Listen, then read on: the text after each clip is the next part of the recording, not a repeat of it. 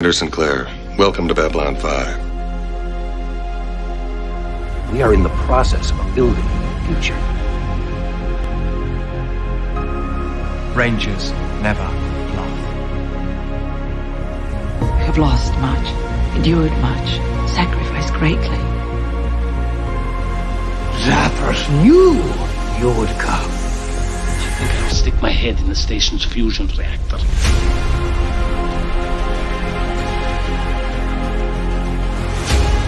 Life's full of mysteries. Consider this one of them.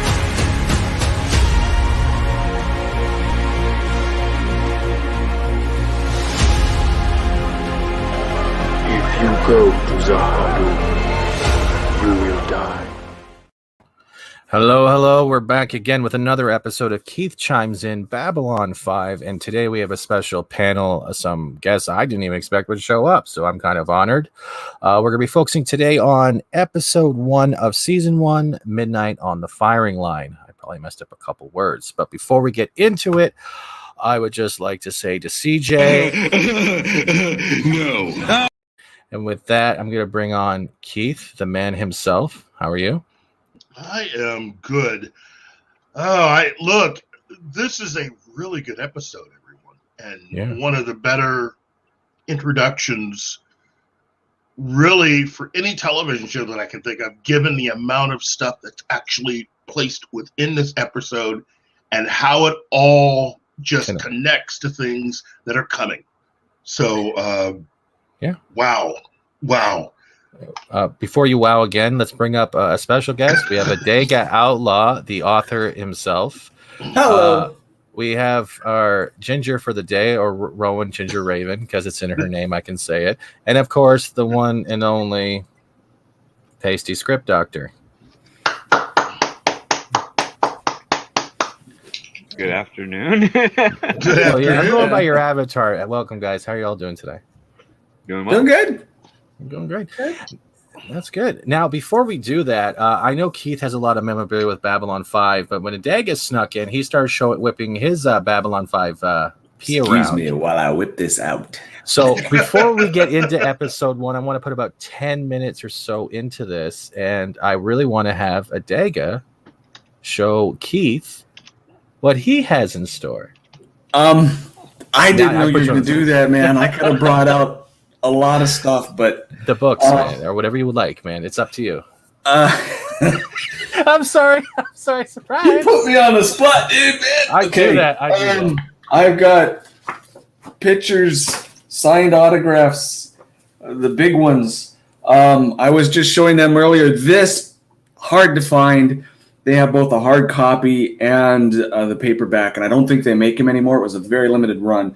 There's 2 different books. This one's across time and space, and basically what it is, it's all of the scripts and some of the notes from Straczynski and another one. This one is Artifacts from Beyond the Rim. In there, it has all their notes when they're at lunch, how they're going to do each individual program, some of the artwork before they turn it into stuff that they put in the station on the screens.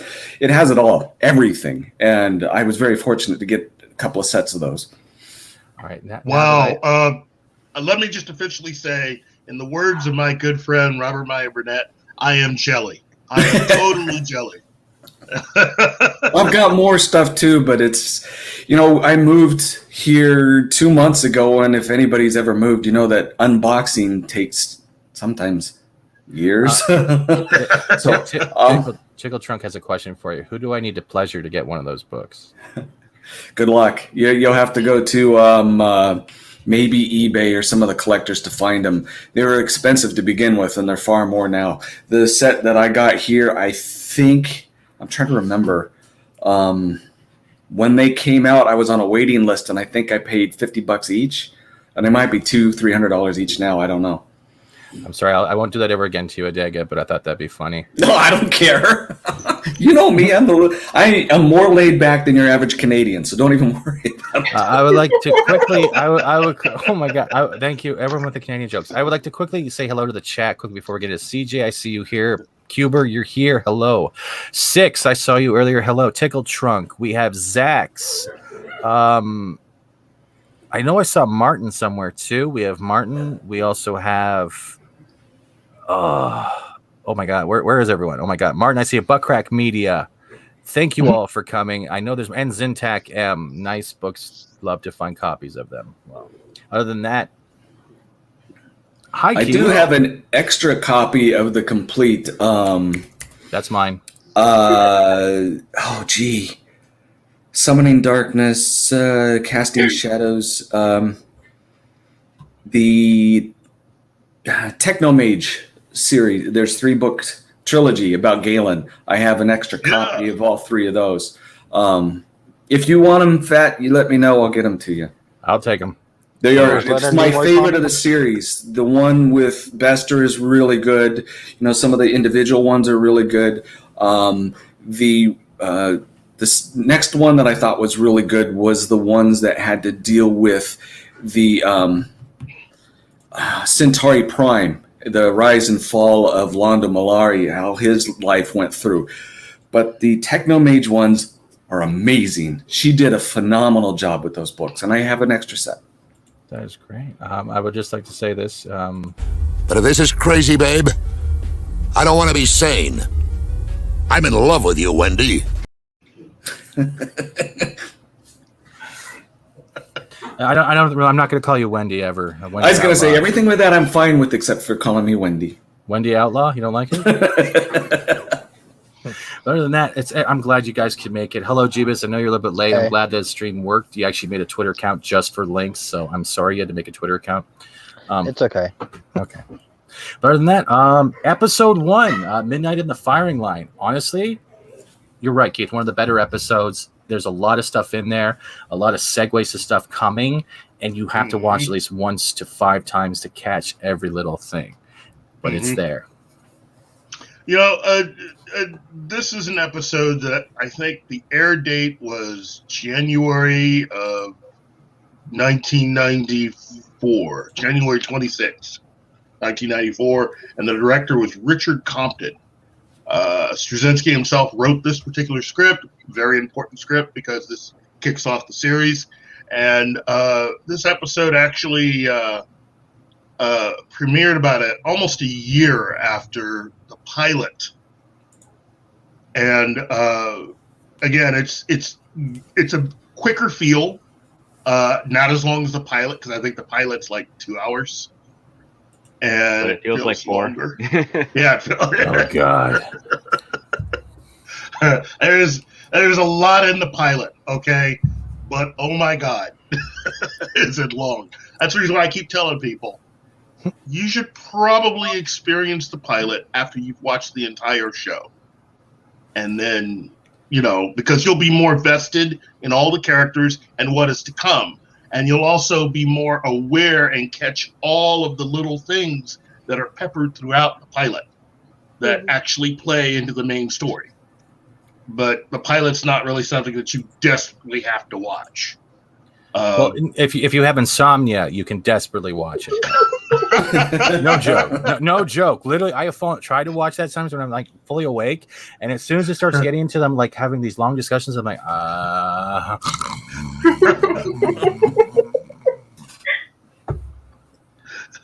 That's right. Look. The big thing is, if you're one of the lucky ones that have actually seen the original version of the pilot with the original music added, because I think the version of the pilot that they now have is now with all of the music that's uniform, because who they have performing the music for the series is not who they were able to get for the pilot. Originally for the pilot, they were able to get Rock and Roll Hall of Famer Stuart Copeland, drummer of the Police, to perform all that music. And while that is a great thing to have on your resume, and especially if you're beginning a brand new series, his music was a little bit different than what they ultimately ended up using for the series. And I think after the series was complete, they went back and used their series composer to compose new music for the pilot. So that's an exercise if you want to do that. Let's get to the episode. We shall. Before we go on, does anyone have anything they want to add before we go on? Like panel, anyone? Just it's free form here, as long as we're not like whipping out our Membaris. Well, here. Let me ask this, because and I'm going to put you on the spot, but Adega, how did you first find out about Babylon 5?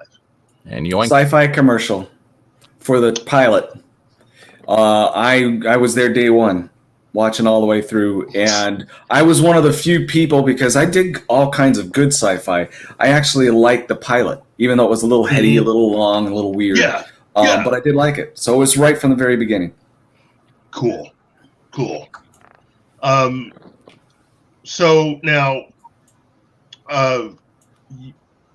you were you saw it in the Sci-Fi Channel. What about it really attracted you to that entire show? Because if I remember the commercials, I mean, it was kind of different, but was it really the visual effects? Was it the cast?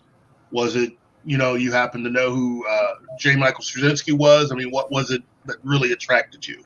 The CG. No, actually, that was kind of cool, but I think for me it was the unlike previous, pretty much anything that I recall was sci-fi, the alien setup, the individual alien races was so well done, even with the pilot. They had different motivations, different worlds. Delenn was killer. I loved Delenn from the very beginning, even though she looked freaky in the beginning. Yeah. And with that ring job that she did on G'Kar, that's what got me. This is a cool set of aliens, and I want to know all about them. Even the big-haired Membars or Centauris. I did have a question. So I had a question with that though. After when you got through the seasons, did you find it really hard to go back and go, "Where's her hair? Where the hell's her hair? Where's her hair?" Because the hair changed so much of how she, we took her in, because she had her hair longer in the other seasons than the firsts, and it kept throwing me off. It's like when you're I forget what was the other show where when Cisco finally got rid of his hair and he had a goatee, right? But you remember the first seasons where he looked like, oh, look at the fresh puppy. This is not right. This is Cisco. It's all weird. Yeah. Supposedly, I would have effed Delenn in the pilot.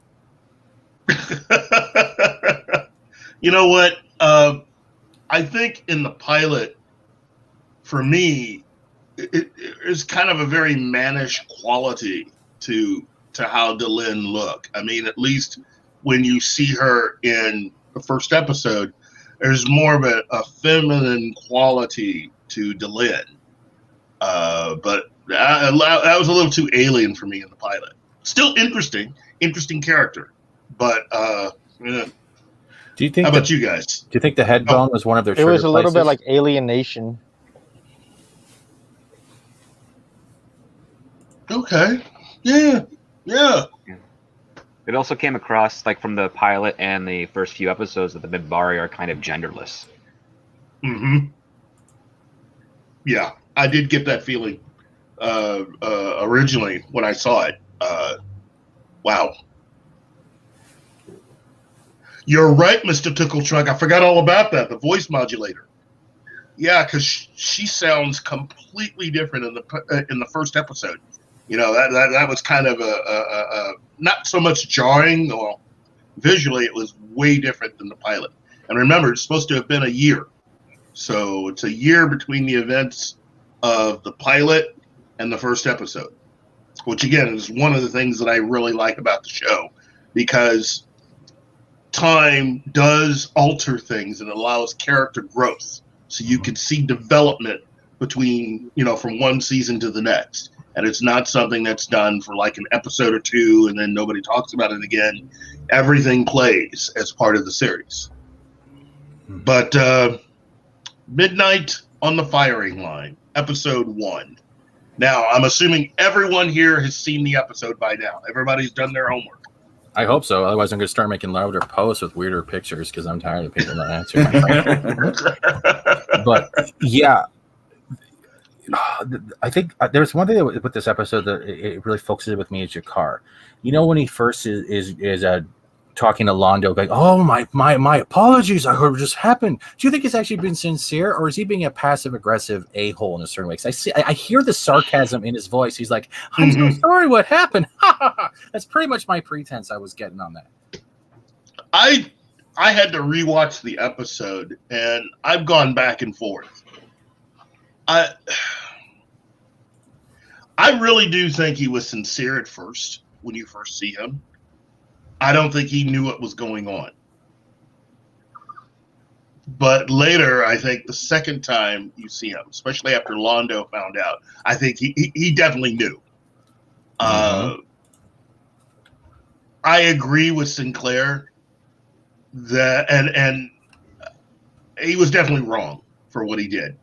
You know, given the background of their people in the history between them and the Centauri, that was not the way to go about it. And given what is ahead for both those characters, yeah.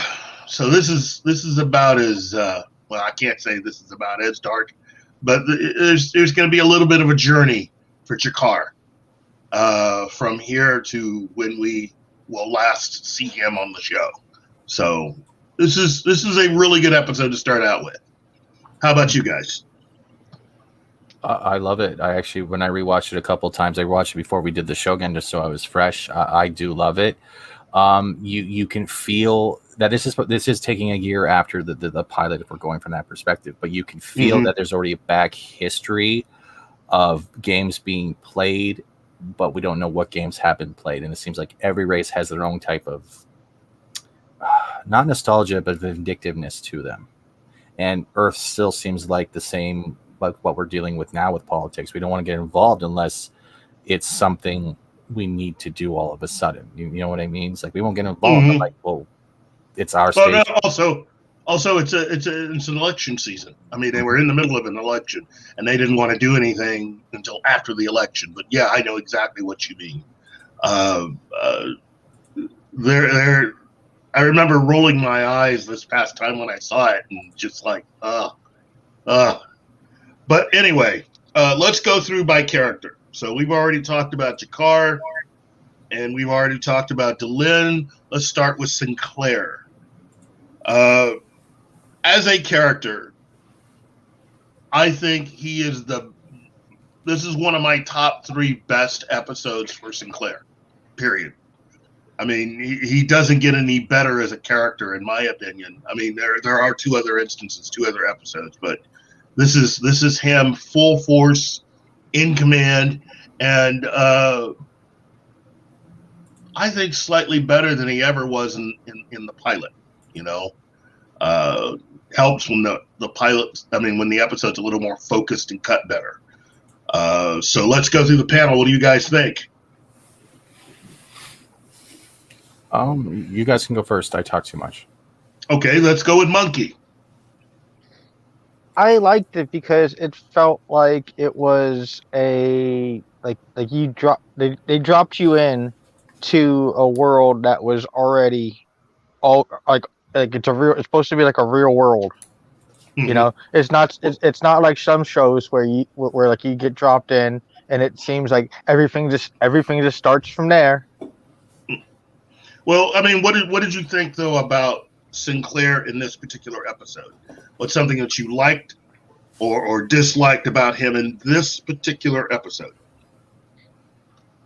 It's like he's finding his place more after he was or after he had to deal with the people was this the episode with the shapeshifter? I mean, not the shapeshifter, but the No. This is the one that starts with the attack on Centauri. No, it's Regish 3. Regish 3, I'm sorry. Attack on Regish 3. And the aftermath and fallout from that, while also dealing with the pirate attacks in and around that sector of space. Okay? Garibaldi is having to try to figure out exactly how the pirates are doing what they're doing and what they're focusing in on and how they're targeting certain ships. Oh, and also juggling the story of how how Ivanova deals with I can't believe bickering. No. This is the one. Yeah.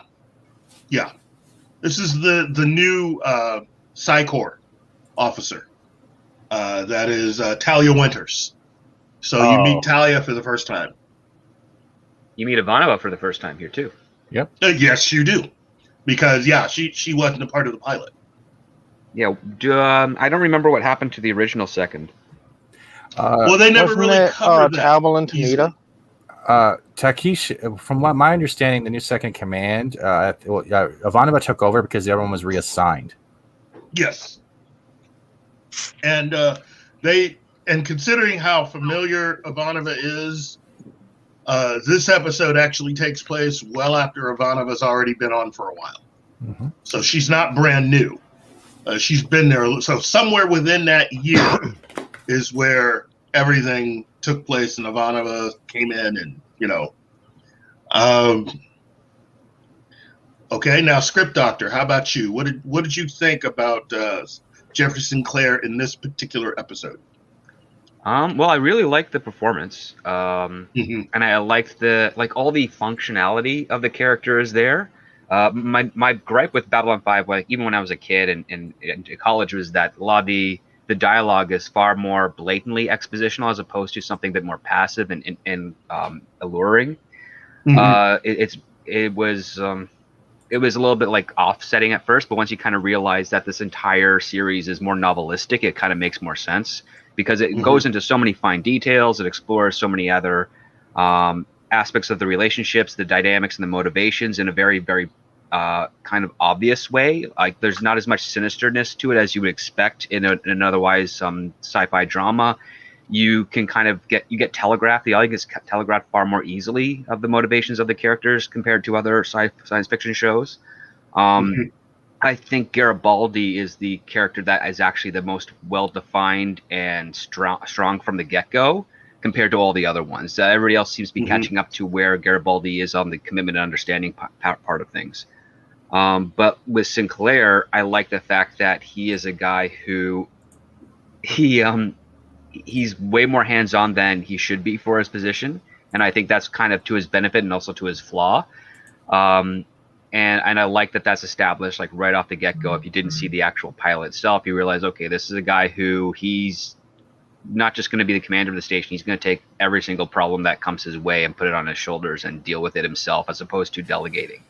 That comes across quite obviously really quick. And but I also like the fact that he's a military man. He tries to get inside the head of his opponents as well as his allies before he can make any sort of decision. And I like that as a strategist for a leader, because he's thinking outside of his own comfort zone in some cases. I like that. Nice analysis there.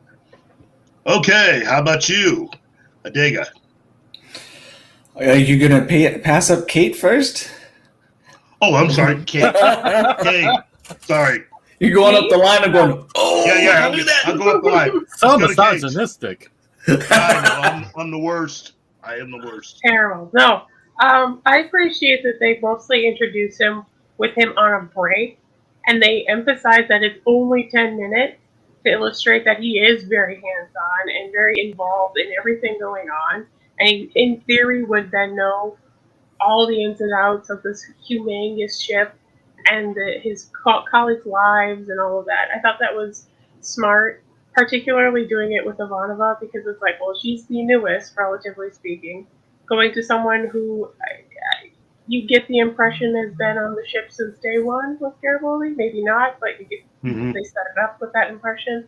It's like, well, obviously he's doing this thing over here, and then she should know because she's the second in command. It's like, well, I mean, it's been 3 months or whatever. And it's not everyone's going to know everything quite that fast, like he did, perhaps. I think I do enjoy that they start off with that. Because then once you get into the actual controversies of the episode, you see that, like, well, I can explain this and the other thing, and then come back and explain how this affects this station versus the politics outside of it. And you know that he is takes that. It's not that that break is wasted. There's a lot of thinking behind what he does. Interesting. Nice breakdown. Adega. I really like this character. His original setup being a Jesuit, and well, they brought in a commander, and you guys are talking about him being hands-on. They instead of having a captain or colonel or someone higher, and we learn that later on, he's still a commander, and they are very much hands-on. But he is, for the story, one of the epitomes of a warrior monk. He has the philosophical and religious center, but he doesn't deviate from what is needed when it comes to being a warrior. So the ground setting from the pilot, here you have not your average captain on a starship following rules. This is a warrior monk. And he never deviates from that, and it just builds each one along. So each episode, until they had to rewrite the story, of course, when he started having his mental issues. But until he was sent back in time, and then they tied it into him being more of a Minbari instead of more of a Jesuit, But still, spoilers from the beginning. You could see the dualism, huh? Yeah, sorry. You can see the dualism in him, that he has that religious core, but he is also a very, very much dedicated soldier and very experienced soldier. Yeah. He's got the family history. That's another thing that I liked about his character in this episode, is you're establishing that his family has been in the military for many generations. That's something that at least the character has in common with a character like Captain Picard. In fact, this is Babylon 5's version of Picard, I really think. And a much better version, in my opinion, of that type of character. Yeah. I agree with everyone. I mean, it's just a better version. For me, this particular episode allows us to explore more, to see more, and to understand more a character like Jeffrey Sinclair. Let's talk about Ivanova in this particular episode. Okay, I'm just gone too. I guess I'm the other woman in the room right now. You know what, Steven? Let's go to you. At least finish out. We're gonna wait. We're gonna wrap up the whole thing with Sinclair with what you say. Give it to us, big man. Well, first things, Tickle Trunk. We are trying to keep it spoiler free, but it's okay. I don't think anyone's freaking out. But if we want to keep it spoiler free, that either way, I don't think we're really hurting anyone. But cool. But sorry. Don't. Okay, I should have warned you. Pretty much, the way I've seen him, he cares about one thing: a well-oiled machine. He respects the races, he respects their religions, he respects their standards, however they live, whatever the world principles are. He follows them, respects them, but he also talks to them that he won't take their crap. They're on this station. They're going to abide by the rules. They're going to abide by the council of the aligned worlds, and he's not going to play any games. He is going to uphold. He's a military dude, like you said. He's military. He follows procedures. He follows protocols, but at the same time, he's conniving. And I think he's conniving in his own way, where he can play the game without actually being a player. And he does that by the way he works with people, and he lets people do their stuff because he trusts them. He trusts his crew. Unlike Ivanova, when you get near her console and she loses her crap. I like him for what he is and what he will become. But he's also very robotic, and that kind of throws me off at the same time. It kind of takes you out of the show in ways. Okay. That's great. Okay, so let's go in with let's take a look at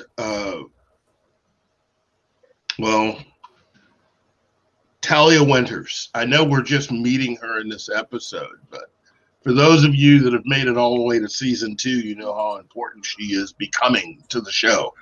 And again, as we, I think, established in the last episode, in real life, the actress playing Talia Winters and Jerry Doyle, the man playing Garibaldi, were married in real life.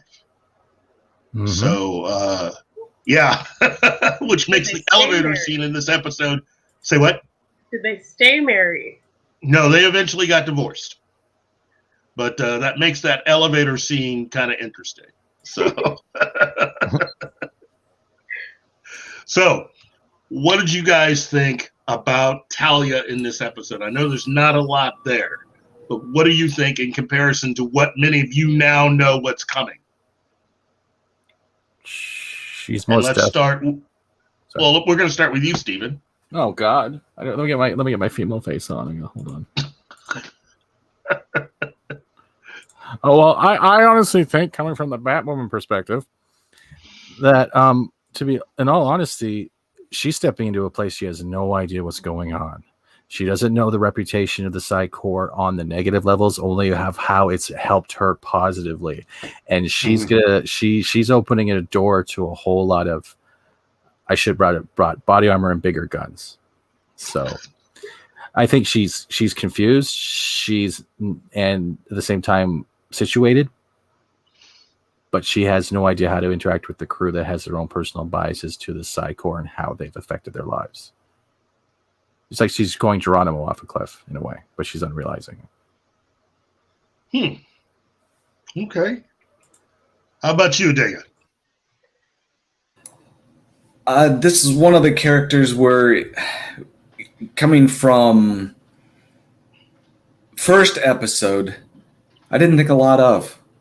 It was just, she was there. She replaced the one that I thought was really cool from the pilot, Lita, and it was one of those characters where this one was going to take work for me to understand and for me to appreciate. But it's like, you got a huge cast, and I'm more interested in what the aliens are doing at this point as opposed to the Psi Corps. I had no idea originally what was going to go on with her, the arc and everything, and how important she'd be. So it was just, okay, there's a new character. They threw a blonde in for the heck of it. So I wasn't really thinking anything of it. But at least it's a real blonde. True. Well, Kate, then what did you think about Talia? She very much likes her job and leads with that as an identity, and that ends up kind of being a hindrance because she doesn't realize that maybe there are other jobs out there that may conflict with this one, or perspectives that conflict with her literal, I don't know what would be the right word. She's very sheltered, obviously. She's only done this one thing ever. So she has no other way to empathize, even though she physically can. So it makes it a very interesting paradox for a character.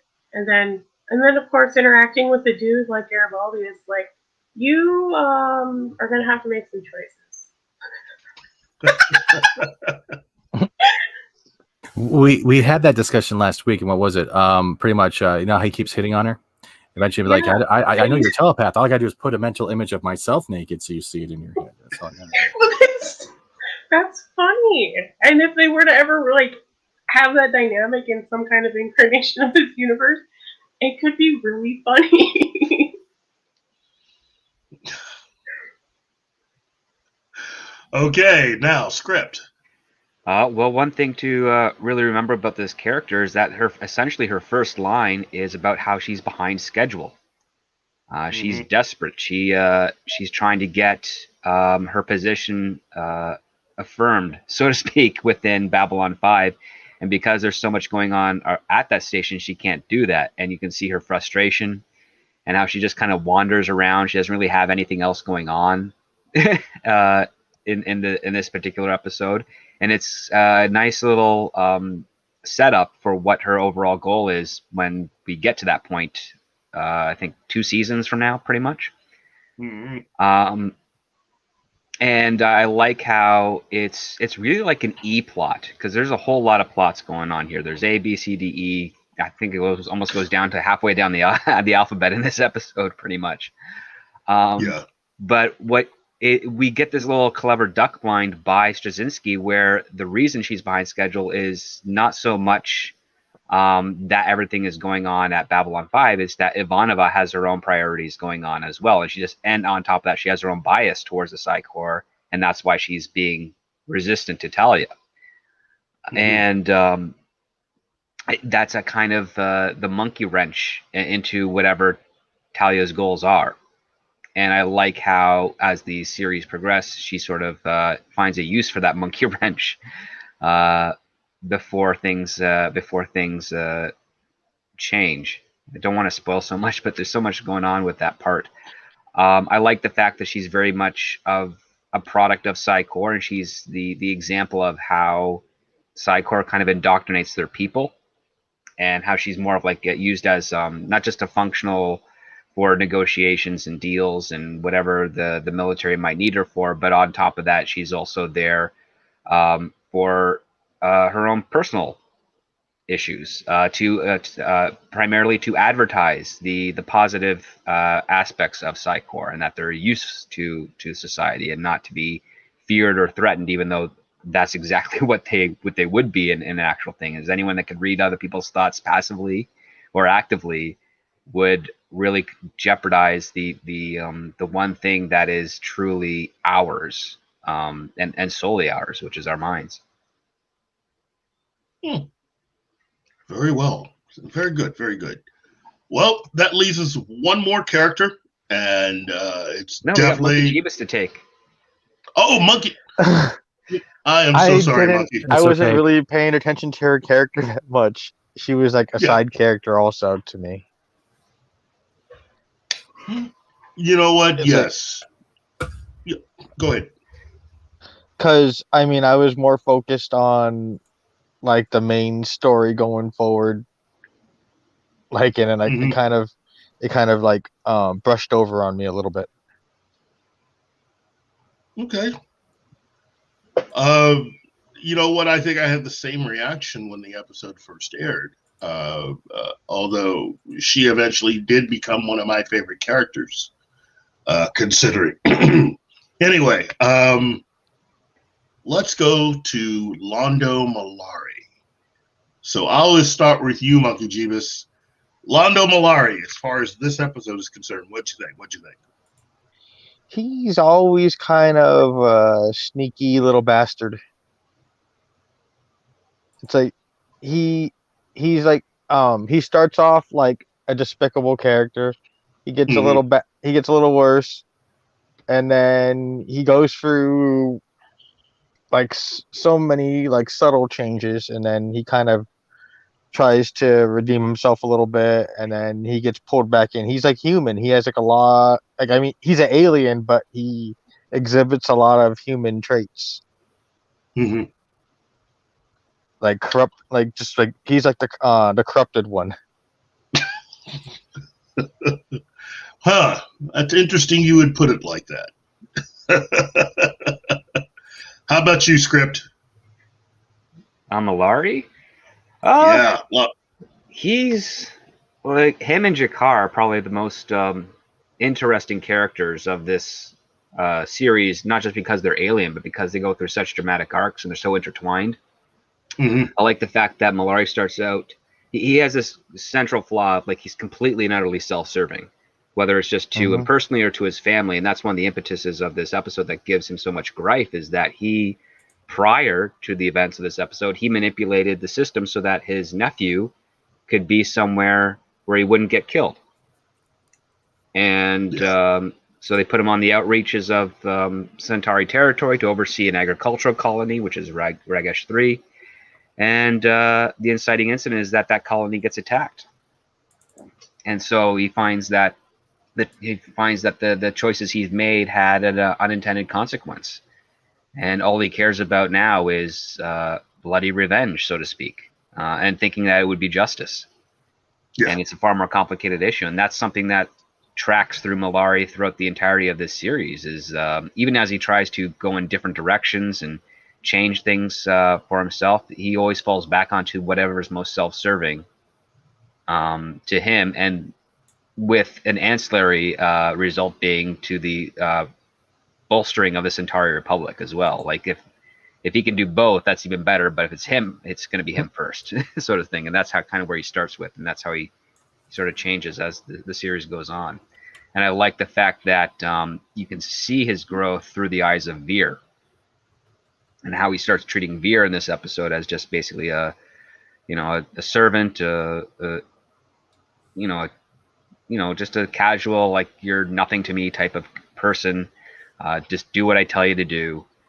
And then that relationship gets deeper and changes, and you can almost follow it with the way Veer's hair gets bigger, so to speak. Because that's one thing we don't learn right away with the Centauri, is that the larger the hair, the more prestige you have among the Centauri. So that's George Tsoukalos's secret. The Ancient Aliens guy. Yep. Yes. Oh no, he's clearly a Babylon 5 fan. Kate? Londo Molari. Kind of Yes. funny. I enjoyed the snarkiness and the dry humor. It's like, besides just the one episode, every episode is literally a roller coaster, an emotional roller coaster for him, and he just makes situations worse, whether it's deliberate or not. It's just like, so, it's entertaining for sure. I don't know. I can't say I dislike him. It's kind of what I'd expect, because you need that proverbial politician in somewhere. So. How about you, Digga? Unmute myself. I'm with Script Doctor. Londo and G'Kar are the pivotal for the whole series. I mean, the story's huge, but this first episode, when you see Londo, and then of course his people are attacked, and I am one of the ones who think G'Kar knew and was being a smug jerk to his face because of everything that the Centauri had done to them. He's thinking, it's payback, and I'll just be a little smug with you. And that wrenched me. As going inside, I'm thinking, I feel for Londo. And the acting, I think, was probably one of the best parts about it, because those actors were amazing, just absolutely amazing. But his little parts, when you could see his face, when you could see the anger, when you could see the frustration, it made the script that much more impactful to me. And I felt for him, knowing he was a jerk, knowing he was some royal pawn in this game of regals, and what he was doing to his attaché. But still, I felt for him because they attacked his family, and he felt guilty that they attacked his family. And right from the beginning, it was almost like I was rooting for him. Granted, we know where a lot of us know where everything goes, but still, he's one of my favorite characters. And this setup with his emotions about patriotism, about family, about duty, they were quite impactful to me. Wow. Steven.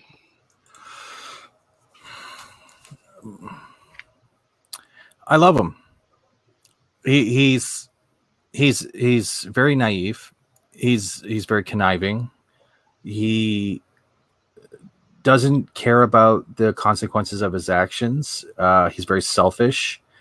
But I'm coming from the pretenses of what I know from the series afterwards and how he grows. So he's like, how do you describe it? He's digging a 6-foot grave, but he's already in outer space.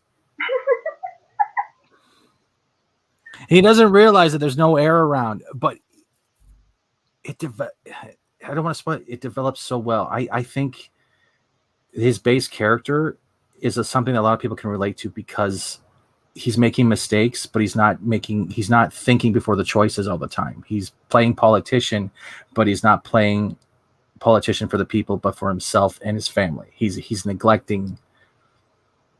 I don't want to spoil it. I love him. I hate him, but I will love him again. You know what I mean? He's a degenerate gambler. That's it. Yes, he's a gambler. He's literally a gambler, but his gun's empty. I don't think he's naive. I don't think he's naive. I think he knows exactly what he's doing, and he wants to have. He's short-sighted. That's different. Yeah. He wants his result, but that's never going to happen necessarily. That's different than being naive. He has one hand in his pocket and the other one's holding a Narn cigarette. How about that? Yeah. And one of his genitals is stealing some money from someone else's pocket. Yeah, pretty much. Yeah. Spoiler. No, that just raises questions for whoever hasn't seen that far into it yet. So I just want to pique their curiosity. I got. Well, you know what? You know what, though? Given what ultimately is going to happen with this character, I do feel for Londo. Yeah. That isn't to say that he hasn't earned certain things that come his way because of how he acts. I think he sees Babylon 5 as kind of a step down considering where he wanted to be in his life. And that is also part of the motivation for how he acts. And given I'm gonna break my own rule about spoilers, but the Garibaldi's line to Londo towards the beginning of the episode, talking about how the Centauri, kind of tried to pull the wool over humanity's eyes. Yeah. The irony for that, for those of you that have only seen the series, is that when you watch the prequel movie called In the Beginning, you learn who actually a lot of that came from. And that's Londo. So even back then, Londo was pulling a fast one on humanity. He was. Good. One last thing. How well did you... Well, Ambassador Kosh. The scene with... the only scene, really, that you get with Ambassador Kosh in this episode. Did everybody catch the little slip there by Ambassador Kosh towards the end of the scene where he talks about the other races? Did you guys catch his? Yeah. I for those of you that have actually seen the entire series, what did you think about that? Let's go with Monkey. It's like he sees himself as above every other race, basically, because they're those light squids, whatever, an octopus or something. Mm-hmm. Okay. Script. Well, I think excuse me. I think that scene there was to establish the hierarchy of the rest of the universe, at least from Kosh's perspective. We're introduced to him as a character that is pretty much isolated from the rest of the station, kind of almost scoffing at the purpose of that station, which is to interact and sort out things. So only when he is called upon will he even consider going or not. But he's just staying there for whatever purposes he has. And I think what's kind of interesting, especially for Kosh, is that he is far more invested than we give him credit to believe. And he's sort of breaking through. What happens is that his experiences on Babylon 5 kind of break, I guess, the mentality of what he started out doing and what his species wants. And that's just not getting into too many spoilers either, which is difficult because, again, there's a number in the chat who have not seen everything. There's some who have seen everything and then some. So, yeah, I like how calculated this was. I like the fact that we're going to see this behavior a lot with Sinclair. He's going to be going to Kosh, making requests and whatnot. And yeah, it's a very cleverly done and cleverly done setup that is really like the minimalist of breadcrumbs being laid out before they actually get to the actual loaf that we'll find at the end. Yeah. How about you, Kate? Oh, you probably haven't seen every episode, so let me skip from you. Oh, go ahead. Based on the first episode and what I have seen, it's just the first episode. It's like they deliberately want him to be this ethereal, already like we're hinting at different things that are in the universe, and here's a digestible piece to get you started. And I think with what script described it makes him, how the dialogue is written, a lot like Robert Frost, where the actual meaning of his poetry isn't what you read. There's like so many layers. Because like if you don't know much about him, the poet, go look at his history. It's terrifying, and then you'll read his poetry completely differently. So, very well done, Kate. Adega. With him, I think most of it came actually from the pilot, where the doctor, after he's, once you've seen a Vorlon, so now that you see him in the first pilot, knowing that, there's light, it impressed the doctor so much, and it set him, he had to leave the station where we got a new doctor. And now he just does these little phrases or shows up in little blips here and there, becomes extremely intriguing. And there is not the environmental suit isn't there just for physical. There's a metaphor as well. These guys are set off for a reason. They have their own agenda and they're not saying anything. So the intrigue was just really heightened for me about them. And later on, it will be fun to talk about because there's a lot of things not in the series that Sinclair and Kosh and other Vorlons and a whole lot of other things that are going to be fun to bring up because you don't get it in the series, and it is awesome stuff. I know what you mean. I know what you mean, and I'm fighting it too because I want to say something. Right. But I'm going to have to run though. Okay. Stephen, Kate, Script Doctor, Monkey, and Keith. Thank you very much. Thank you so much for coming on. Thanks. Pleasure. Awesome as always, Adega.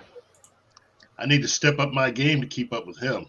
We'll have you too when you guys both have time. I think it'd be cool just to go back and forth with your collections, and I think you guys would have a great time. I don't have as much as he has. Trust me on that. I have a lot of books, a lot of the storybooks, but I should say a lot of the novels. But for the most part, it wasn't easy for me to get what little I got living where I'm living. But what little I did have an opportunity, I grabbed a hold of it. So, whew. You're referring to this part here, right, Keith?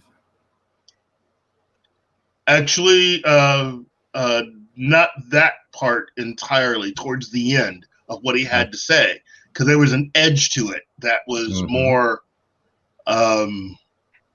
ominous. That too, but I also thought about this one when he said they are alone. I'm gonna quickly. There's no audio.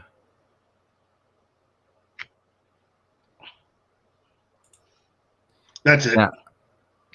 Now it's the same thing. Who is? I don't understand. I still don't get it because I understand the foreshadowing, but I'm also trying to figure out who are the ones that are alone. Hi guys. You know what? This is, how can I say this without giving away major spoilers? Okay. Kosh is talking about the Centauri as a people. Mm-hmm. And he's talking about the Narns also. Yep. Sinclair actually asked that, and he just goes, yes. But yeah, well, I mean, he answered the question. And again, from the way he answered the question, as script indicated, shows you how he thinks of himself and where he is. You know, this is a species that has seen a lot of stuff. And this is how they think of themselves in relation to all the other species in the universe. I agree. Yeah. For me, I can't spoil it either, but I honestly thought it had a double meaning, that he was also saying they're alone, let them die. It means them and their allies are no longer together. I'm going to leave it at that. Yeah. Well, I think that was a part of the whole thing. But I mean, it's, again, as we look, once we get to the third season, thank God, that line is going to take on so much more meaning, and you'll actually be able to see, and then we can actually say more. But I know I keep saying that for the last couple of season three, but again, it's worth your time. Okay, let's see. Now, this particular episode introduced us to, well, as we eventually learned, Christopher Franck was able to take over the duties of the music and composing original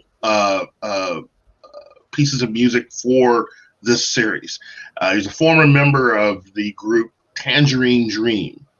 And personally, I find his music to be very appropriate for many of the episodes. Well, for every episode that they ended up doing.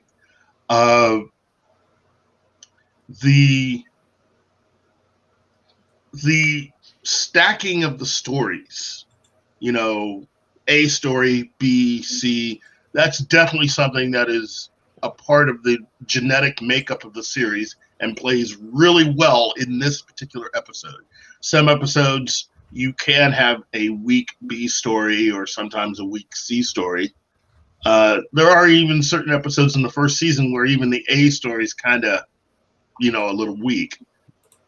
But it works. And unlike other shows, especially from this period, it is one of the strengths of Babylon 5. I think that I think when you get into shows like, say, Farscape that we've talked about before, show like even Xena, or I should say Hercules and Xena, all the way to Buffy, which is later on in the decade. So that's 97. 96, 97. 96? Yeah, 96, 97. You're starting to see Hollywood and other people begin to react to how Straczynski and his writers were writing for Babylon 5. Again, Babylon 5 wasn't the biggest show of the decade. And it took them quite a while to even make the front cover of TV Guide.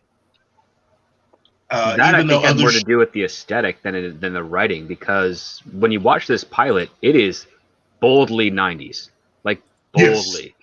The way it's shot, the way it's like every external shot into space, it's got that thing, like, you know, the strumming of the electric guitar or something of that nature.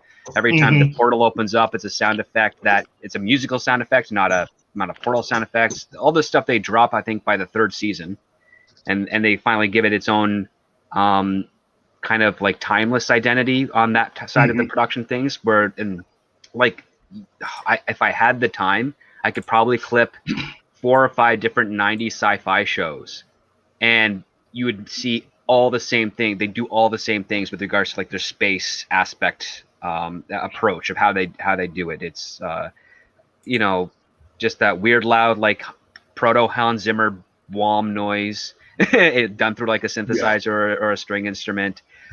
Same camera movements, same level of CGI rendering and of that nature, and weird cinematography patterns for how to do a scope of whatever object is in center frame. It's because Star Trek was doing the exact opposite of that. They were trying to keep it cinematic on a TV level, whereas for Babylon 5 and a whole bunch of other 90s sci-fi shows, they were just trying to stay in line with like how TV is normally done, and they do establishing shots in like from cities, or when you're doing a thing where a car is like driving and then you go inside the car take, like how they do those angles and stuff. That's all translated exactly to form in shows like Babylon 5 and other kid family shows of sci-fi nature and whatnot.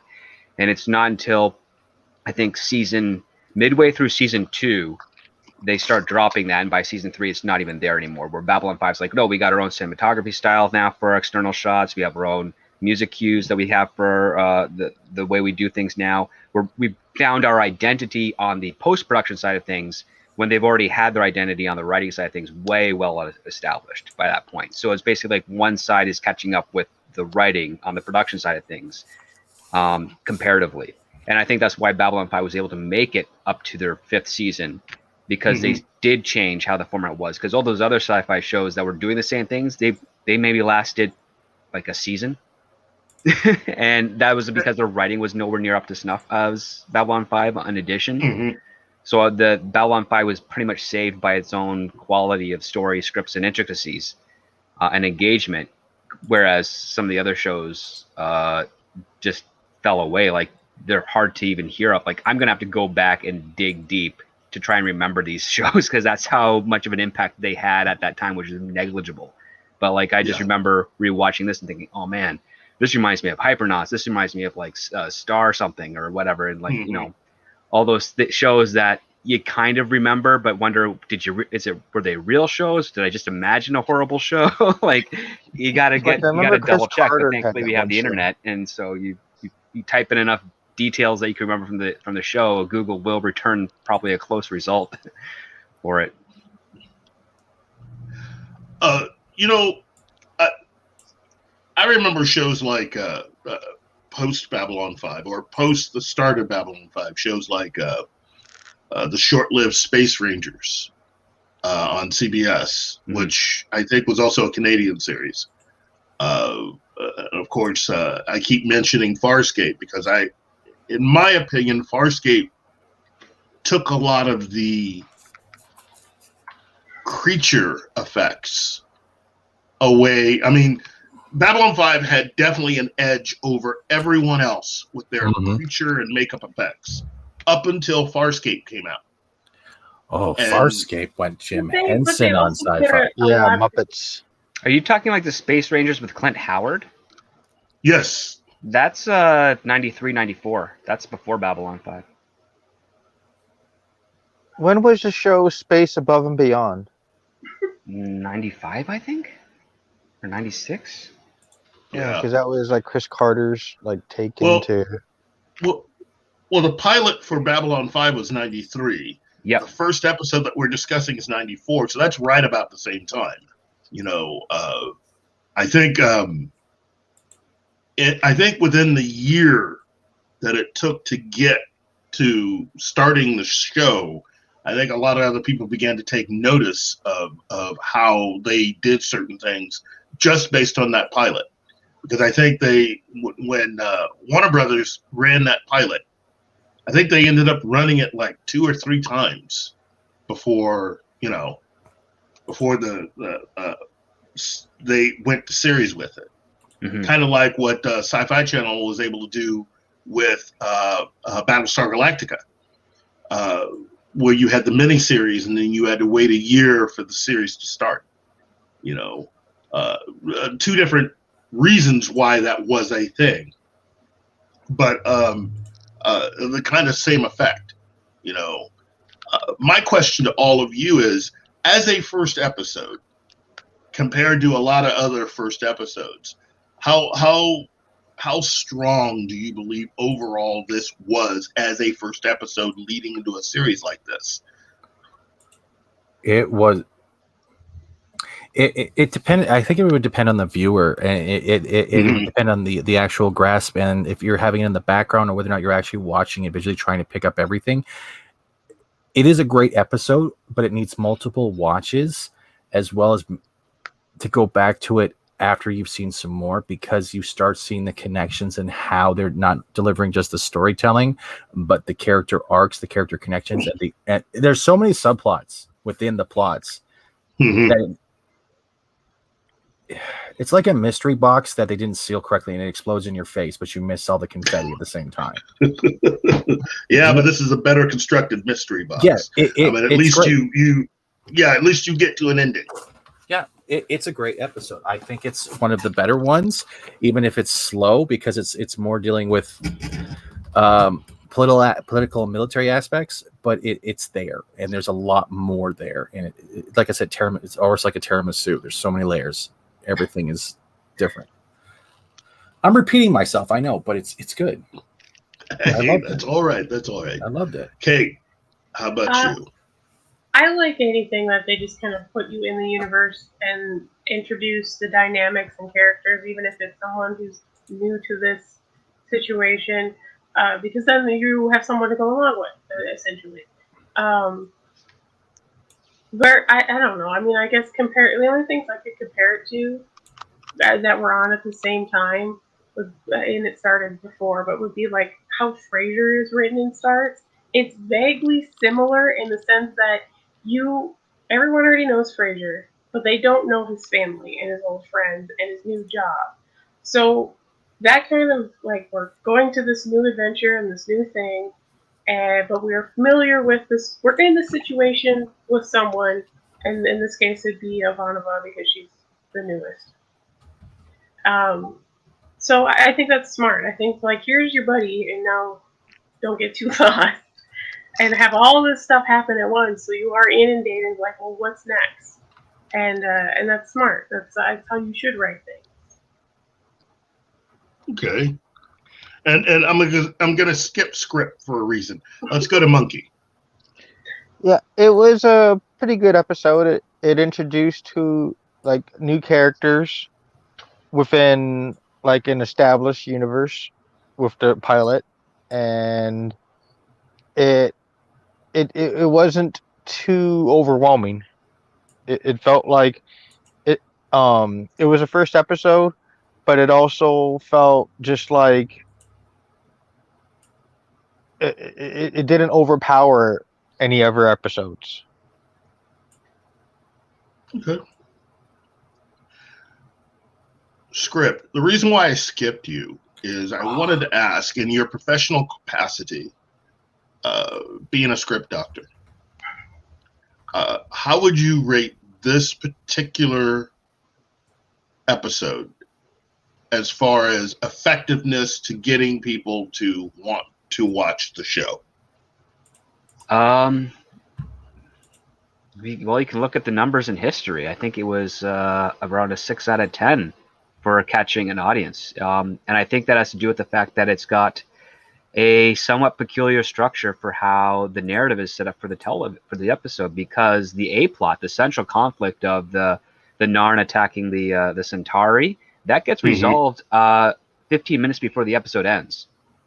Yeah, approximately. And then the last 15 minutes are basically just kind of second stage wrap-ups of all the other subplots that have been occurring throughout the that introduction. Yes. Ideally, I mean, what you would do is you would reformat it so that the central conflict of everything happens within the last 5 minutes of that episode. The whole Ivanova, the vote not to sanction, and whatnot, the reveal of G'Kar explaining like, yeah, your government's not even going to get involved because of this, and this. So why are we doing this situation here? All that type of stuff. That happens way too early, so it's pretty much resolved. So then you're just checking off the list of everything else. Well, okay, let's do the Raider things and how that coincides. That should have happened a bit more later on in the pacing of things. You draw off the tension, maybe have that brief moment where you have Ivanova and Talia reconcile their issues prior to that. Like, I would be more dramatic if you were to set that up. So before Ivanova has to go to that meeting, Talia is trying to push in, why she's there, and you have then the mindset for Ivanova is like she's just talked about how her mother was killed by Psychor. Now she's going and trying to mitigate another war, so to speak, and so she has a different emotional headspace, different aspects of drama that would go in there that would give it a bit more of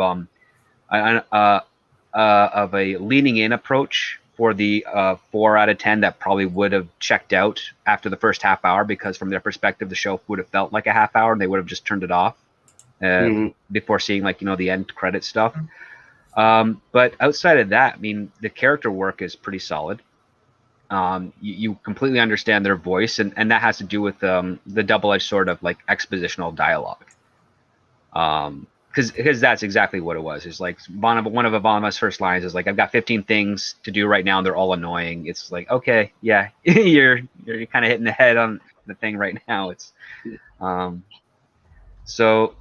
that's why I think that it's got a lasting fan base and a very strong fan base, but it never reached the impact of what a Star Trek or Star Wars or Battlestar got.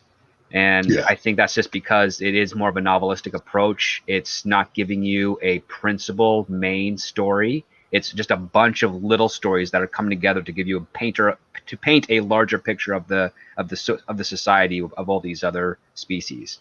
And I think that's a little different than what the majority of our species is used to when it comes to how we get our stories. The good old grand narrative. Yeah, pretty much.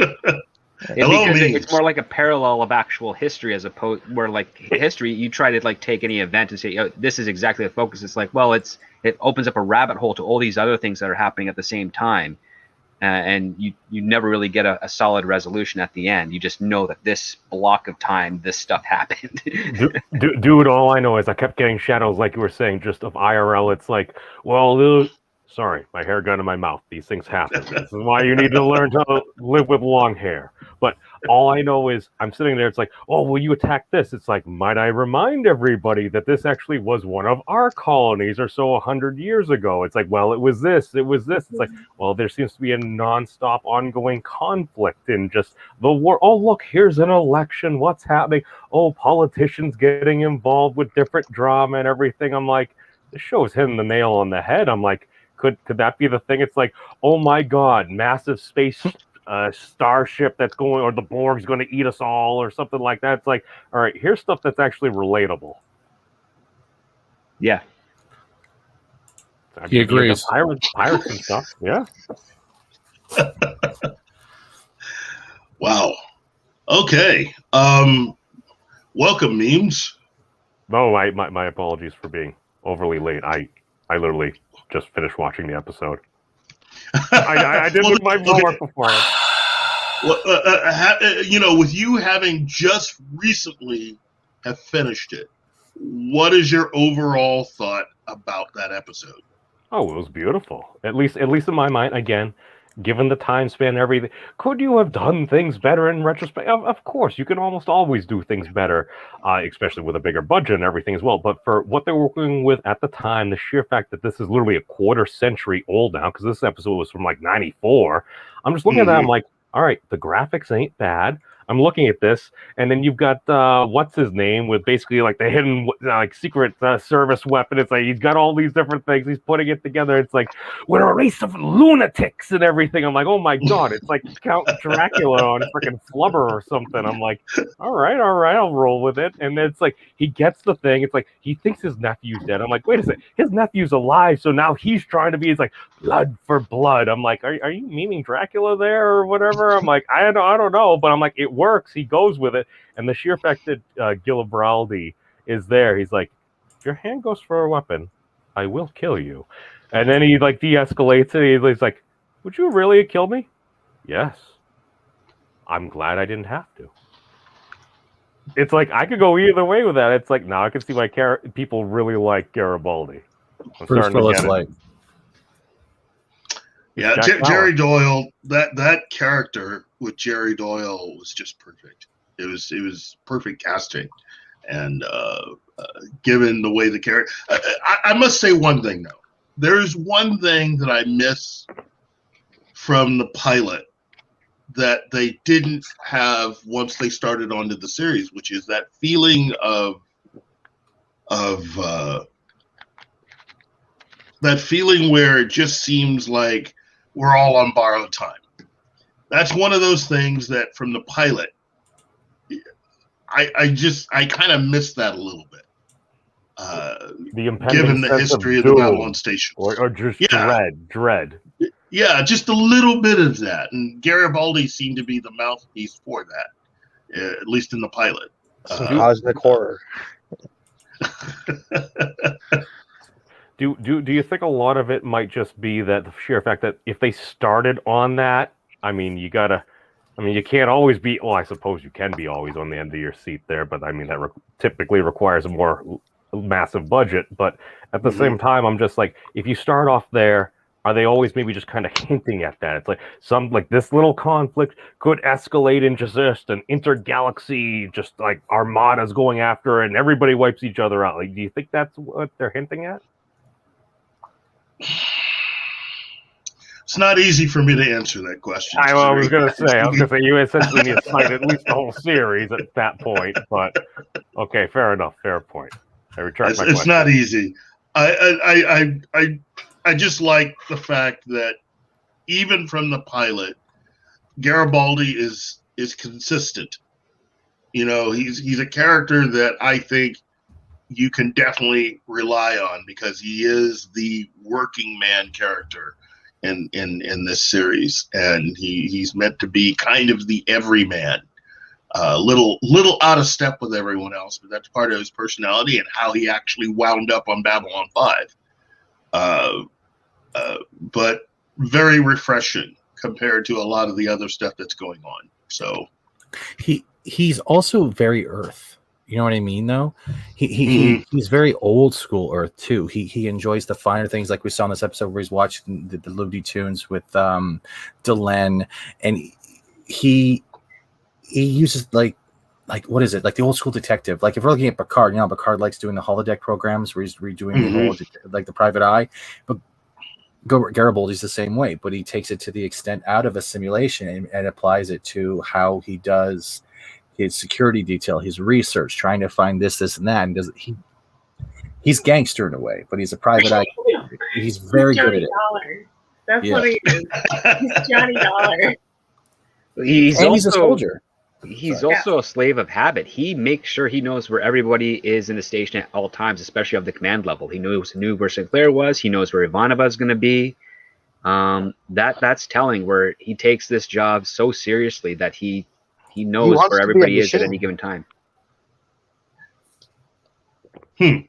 Well, this job is his last chance. They established that in the pilot. This is his last chance. Without this, he's got no place to go. He's got no future in the military because they're going to kick him out. So this is it for him, and he's putting everything he has into it.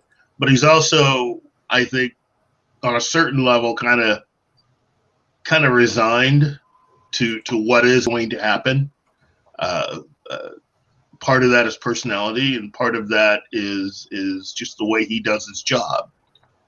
But again, he's from beginning to end, he is my favorite character. His work very consistent. Makes me doubt that it's the future.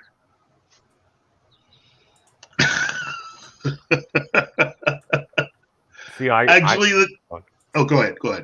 I was just gonna say, he seems like the android man's android in that, like, he's just going with it. He's not gonna really let anything bother him. He's just gonna deal with everything as it is. Like you said, I'm like, if that's the end of the line for him, it's like, well, why wouldn't you just maximize your life to the fullest there? It's like he's eating all this food and everything, or eating like a starving man. It's like, you never know. Your time could come whenever, and it's like, it's better have that energy to deal with stuff. So it's like, all right, if I gotta kill an ambassador, that's probably not gonna look good. That's like a buttload of paperwork and everything. It's like, I understand that. That's fine. It's like, but the sheer fact he's like, I would have killed you. Yes, I'm glad I didn't have to. It's like, all right, so he's humanizing with his other species and stuff. The same dude that's like, here, open my wrist. It's like, you don't have any vital arteries. It's like, oh, of course, that's why he offered it. So like little things like that. I'm just like, it's the dynamics between the characters they're developing, and just the whole. It's like, in 20 years, I know I will kill him because we will kill each other and everything. The sheer fact is like, all right, I still look forward to it in 20 years. I mean, that immediately sets up the character dynamic. So I'm like, all right, this is making a lot more sense. So it's, as far as development and stuff goes, I did like that. I would actually push back a little bit on script there and actually say the interaction between the ladies towards the end, I thought actually was a little bit more powerful, because the sheer fact that she actually got involved, she actually had a reason. It's like, oh, look, I might actually stop a war from happening. Okay. So it's like at that point, and then, I forget her name, the second in command, Ivanova. Yeah, Ivanova. She opens up, it's like, all right, well, the thing is about my mother and stuff. And again, it wasn't necessarily just you, but yes, it was you as well. It's like, I'm dealing with a number of things. I have somebody that's supposed to report to me. I'd rather not deal with it because it brings back terrible thoughts about my mom as well. So it's like, at that point, it's like, all right, you got to face it. This is the person that signed under you. She basically prevented an assassination attempt. So it's like, that was also a bonding moment. So I thought it was more powerful that it happened after that. I mean, other than that, I mean, script's pretty much right on. It's like the episode is a little bit, you would think it would be weighted a little bit more towards the end, whereas towards the end, they're just kind of wrapping things up. And I still love the sheer fact that it's just like, Duck Dodgers of the 21st or 24th and a half century. It was a beautiful thing. My second favorite thing I like to share with you. I just like the fact that it's Delenn there and she's kind of figuring out the humor. What was that again? Yeah. and learning how to eat popcorn. That was funny. Which you'd think would probably be pretty prominent on Babylon 5 because it's so light and it's cheap. Like it'd probably be like one of the main meals of the station.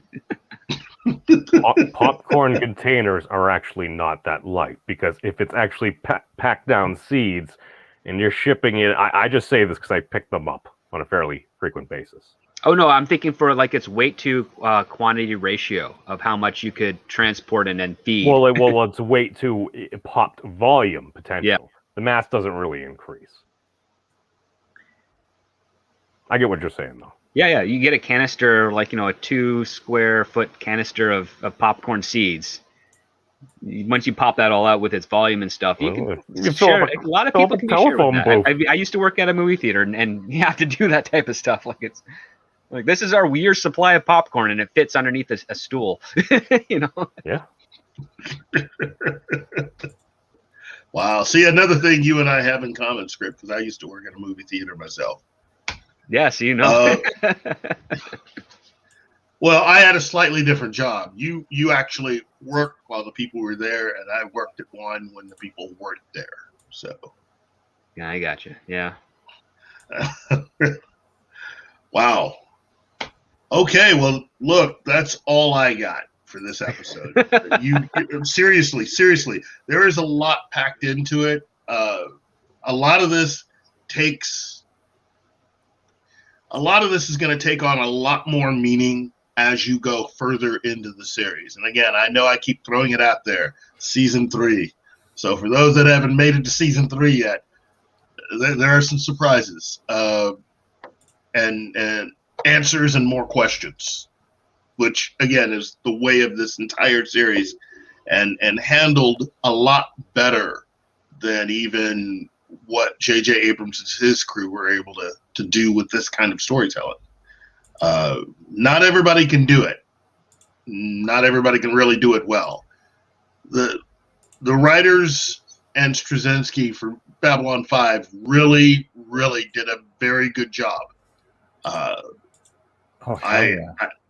don't know if they could have done any better outside of what they've done up to that point. Then again, you got to look at what the 90s was. With the X-Files, with Hercules and Xena, when Babylon 5 actually left the air, so they went off the air before the end of the 90s. It wasn't really a straight shot to film all 5 seasons. I think there's a 1 to 2 year gap before they were able to finish the series. But things were kind of different by the time they left the air. and they definitely left a mark in Hollywood, in the industry. I wish more had understood the lessons that they had taught the industry, but Anyway, so let's run right through this. We're going to start with the man that just finished it. Overall, give us your impression. Oh, you're drinking? I'm good. I'm good. All right. I'm okay. Fueled up. Your final impression of this episode.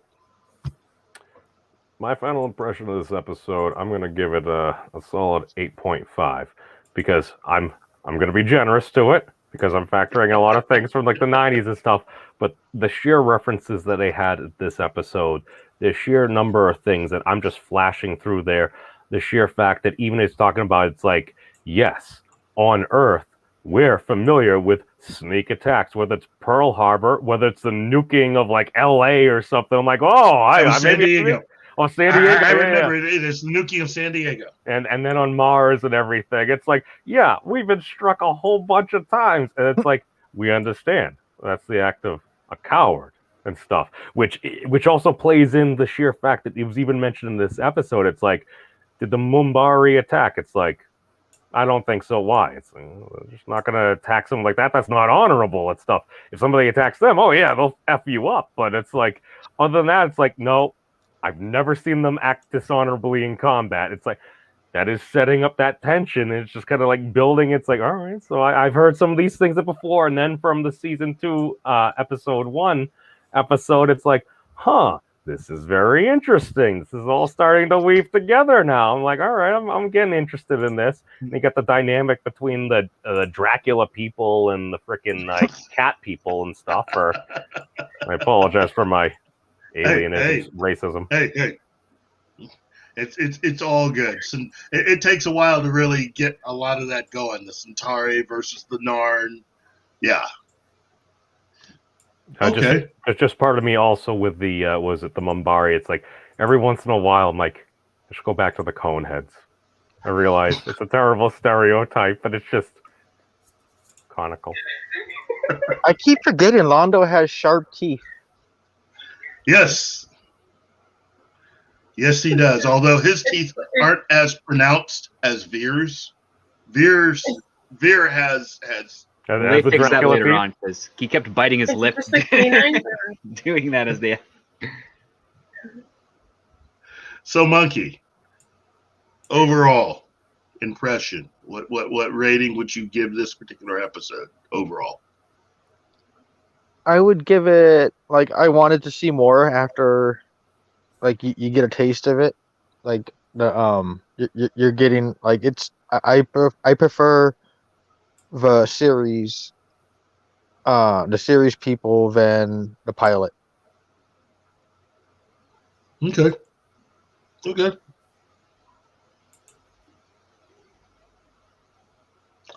Script doctor.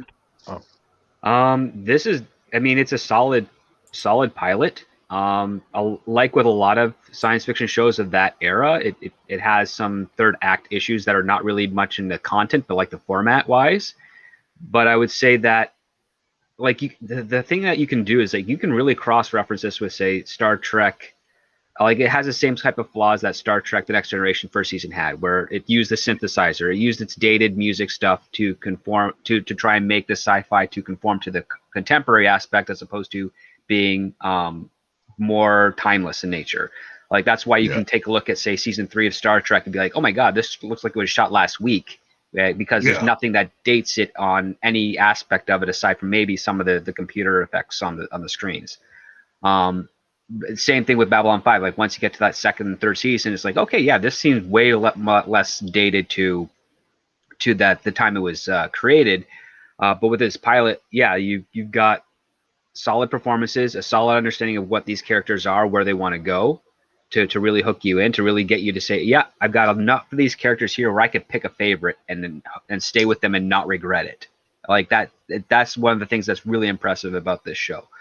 I mean, they haven't even introduced Franklin yet. They haven't introduced Zach yet. Like, there's a whole bunch of characters they haven't introduced yet that could be your favorite, but you then have to be like, okay, I like this character a lot now, but I fell in love with this character from that first episode who's still here.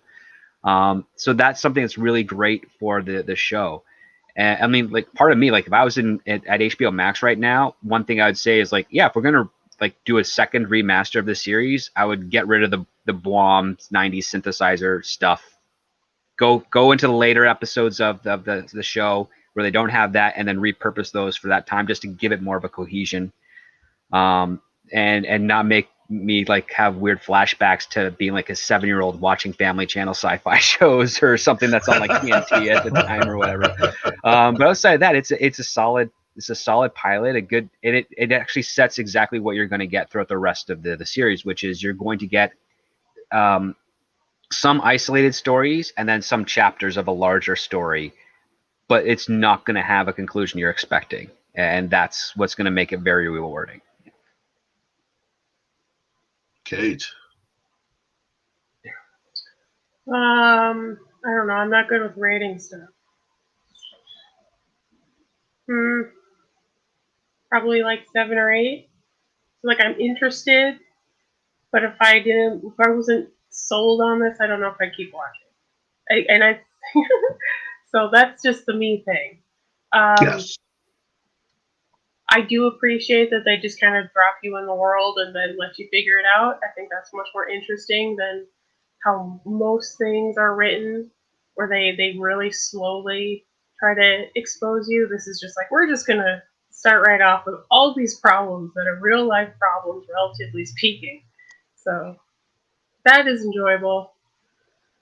It is paced a little slow, but that's okay. That doesn't bother me that much. For me, since I'm not a big sci-fi person, it's getting past that, okay, they're aliens. Just stop looking at the makeup. And then I'm not saying it's bad. None of the costuming is bad. It's amazing. But it's just like, it's something to look at. Yeah. That's all right. It's all good. And Steven. Sorry, what was the question again? I spaced out. Overall, what are your thoughts on this episode, and how would you rate it? Yeah, I know that was just being difficult. Honestly, it gets in. If we're going over the decimals, it gets an 8.3 for me. Because it was usually a 7, but since I've had to rewatch it just so I can get more about it, it's great. It's not going to catch everyone the first time. It's not going to pull anyone in the first time. It's not flashy, especially in this day and age. It's not flashy. It's not going to be something like people expecting to see space battles and bodies explode with Mega Man blasters for looking at Discovery. It's a niche. I'm beginning to think it's a niche in this day and age, but it's still great television. And it's not lecturing you. It's not throwing you or making you feel bad for watching. You're saying this, and this. I love it. I love everything about this show. I have no complaints, and I don't think there's any episodes that really, if I don't like it, I can skip it. But I will come back to it later. I love all of it. So I don't think I'll ever have a bad rating for a show when it comes to the episodes for this show. I love it. I just plainly love it. Oh, wait, no, there's one thing I'll have a gripe on. The CG. It got better, but it looked really bad, like a PS1 game at sometimes. And I was sitting there going, oh my God, what I wanted to draw on my TV, literally, and be like, I could just fill this in right now because it's so bad. You do realize I don't think the PS1 existed back when this episode was made. I'm sorry. Was it 96? PS1 was 94. Okay. Then...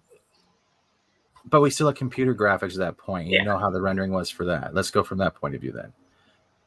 That's the only gripe. That's literally the only gripe. I can attach myself to anything. Did you ever see the behind the scenes thing that Keith posted? Because that's cool. And I love the dude with the Batman t-shirt. Like, yes, someone understands me. Because it's a Dracula parody. It's so great. Oh my God. But I love it. You got to understand, they really were cut off from everyone else when they were filming. It wasn't like Star Trek in the way with a huge budget to be able to do whatever they wanted. But they were a close-knit group.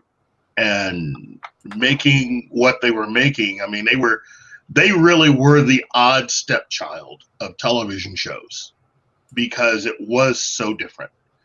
It wasn't on a studio lot. It was like their own set. Yeah. Wait, so this was basically a tight-knit crew that basically put together arguably one of the best television series of all time with little to no money in comparison to the big-name studios that were doing like Star Trek and stuff at the time. Yeah. And they put together this? Yep. It was in a decommissioned hot tub production. Imagine if they had money. Yeah. Yeah. It's this is what happens when you have someone that has truly got a vision, a story that they desperately want to tell, and they bring in the right people for all the right jobs to help them behind the scenes, and then they cast well, they cast accordingly, and they just do it.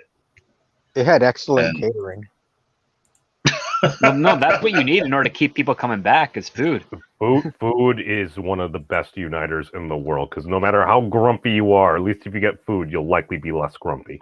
Yep. Yeah. And again, they worked real hard, and some of this stuff is groundbreaking what they were trying to do. But I mean, it's what you would do if you can't compete in other areas. You try to take advantage of those things that you do well, or that you can do well. And they maximized what they had. And like I said, it's a show that here in the United States, we really didn't appreciate the show as well as we could have or should have, I think. It became the butt of a few jokes. Definitely on a show like, oh man, what show was that? The comedy show with, well, doesn't matter. But I mean, there were some Babylon 5 references. But for the most part, it was a show that not a lot of people were really watching. They seemed to gravitate towards Hercules and mainly Xena. Well, that was my question. What was the competition at the time? Because to be fair, Kevin Sorbo did end up doing the spin-off series, basically the futuristic thing that ran for so many episodes. I watched it. They gave the quick reference of he was like a Greek god or something, like episode 1, like the series died. I'm like, it was a series. I mean, I didn't really think it was all that great or anything, so it's probably why they end up canceling it. But to be fair, Gene Roddenberry's Andromeda actually got 5 seasons, I think. Oh, did it? I mean, I kept going for some reason. I kept watching Xena. My bad. Ryan Gosling got a start on that Young Hercules show. Mm-hmm. Yeah, Ryan Gosling. Well, he did that right after Breaker High. Yeah, that Sweet Valley High spinoff. He was like a high school on a boat, and then from there it went over to Young Hercules. And then he kind of vanished for a bit, and then got into film. He has a temper. Like I've known some stories of him during those early years where he's his whole being dour and absent-minded. That's just him suppressing a rage. He learned he had to control it, or else he would never succeed. Yeah, like he's threatened people with knives, like brandishing them in front of people, and that's why he was absent for a while. So yeah, he's from an area of Ontario that does have a temper problem to some of their unstable regions. But outside of that, yeah, like Babylon 5 did have some competition, and the other part too is like a lot of the daytime shows that had comparable budgets. Well, they were daytime shows. Like Babylon 5 was more trying to feature pre-prime time, and at least in the time slot where it aired in my area, it was usually around like 5 o'clock in the afternoon, like because prime time starts at 6 essentially. Like that's where your lead-in is. Like Star Trek was airing at 6 p.m. my time, new episodes. Been fighting the news, like pretty much. Like it's like, oh, you can watch the news or you can watch Star Trek. I'd rather watch Star Trek, and then catch the news at like 11. But well, they also in places like where I'm living, they had Babylon 5 at initially during the first season. They had repeats of airings, and eventually settled on some really weird times. they were doing things like 10 o'clock, 10:30, 11 o'clock in the evening. Sometimes they would try to put it on earlier, but for the most part, they tried to run it around here late, which led to some interesting conversations whenever they would do that for other shows, like when they put Farscape into syndication. This is not an area where someone could easily become a geek. The people around this area don't get into that. But I started noticing that a lot of the sports bars that would be carrying, between sports, you would have the syndicated Farscape reruns at about 10, 10:30, 11 o'clock. I started running into people that were far from being science fiction fans that were like, did you see that space show? I think it's kind of good. That when you put them alone in a room and actually have them sit and actually watch it, they can begin to understand and to see. Of course, Babylon 5 is long since gone by then, but Farscape began to really get a lot of fans in this area. And some people that were disappointed, it's like, they're going to cancel the show? What? And here they are coming in. I mean, the show's canceled, and they're already in season 2, So, but this was back in the day when you were limited. With on demand was like a hope and a dream and stuff. Where it's like growing up as a Dragon Ball fan, like watching the dub. All I know is it's like it seemed like 3 years to get even to like Frieza and stuff like that. Oh my I would god! have to go to the Japanese video store like every week to pick up new tapes, of multiple episodes. Like sometimes they'd make compilations of a couple of weeks. And then I'd have to go in every week. It's like going did you get the new tape in? Did you get the new tape in? And then I'd be able to watch all the Dragon Ball episodes a couple weeks after they aired in Japan. Well, not only that, even the affiliates themselves, if you want to talk Dragon Ball, they just did the first season where Goku's a kid, and then they jumped to Dragon Ball Z afterwards in most of the affiliates. So you had no idea of who Krillin was and all that stuff. When that series referenced the in-between seasons, you're like, what's going on here? This is not... this doesn't make sense. You had to really look for it. It's like you had to go to Chinatown or Little Japan or something and pick up the original the VHS tapes with the subtitles, or even someone would make a dub of themselves, and then you have to play a cassette recorder next to the tape and sync it up. And it was crazy stuff in the 90s at that point. Back when we had the MacGyver stuff. Sorry to cut you off, but it's just wait a second. You're saying the story between this guy with a tail and the Green Man? Huh. Yeah. See, when Babylon 5 was usually on around dinner time or right before. I maybe it wasn't the same for you, script, but I remember seeing it right at 5 p.m. It was on one channel, one of the opposite channels you never go as a kid, right? But then you would find it later on what was it? Was it TNT for us, or what was it up on the higher levels? Well, TNT eventually got the rights to show Babylon 5. I'm trying to remember because I remember originally it was on UPN, the United Network. Yeah, I'm just trying to think. In Ontario at that time, you had CKVR, which showed a lot of old stuff, and then a couple of new things. It was above A&E. It was above A&E. I know that much. It was in the 30s. It was probably 32, 33. Yeah, well, the 32 to 34 would change between the Fox network and a couple other U.S. networks from time to time, and that's and that changed every, I would say, between towns. It changed pretty dramatically. So you go from literally, there's people who lived on the block border between two towns. If they went to their friend's house a block south, they would have completely different channel numbers for all their things. And because it didn't stretch as far wide as because when I would visit New York State in the 90s, I could go drive 3 hours in one direction and still be the same channel numbers that you punch in to get the same channels on there from the affiliates and stuff. But in Ontario, that would change 3 or 4 times over for the same distance.